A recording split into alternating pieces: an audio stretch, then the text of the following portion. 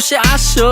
পকেটে টাকা আছে আর মাত্র 500 বাবা, গরু মুরগির দাম বেশি, আজকে সবাই মাছ খাবা। চিংড়ি মিংড়ি রুই টুই বল নাকি কাতলা, শিং মাছ নিয়া ভাবিরে জোল রানতে কোন পাতলা, ইলিশ আসছে দিয়া দেই কালকে আবার বৈশাখ। বাপ সাপ দেখে আমগো মনে হয় কি লাট সাপ, গরিব মানুষের বৈশাখ, ইলিশ মাছ না পুঁই শাক। সিলভার কাপ না তেলাপিয়া, আমারে দেন পাঙ্গাস মিয়া।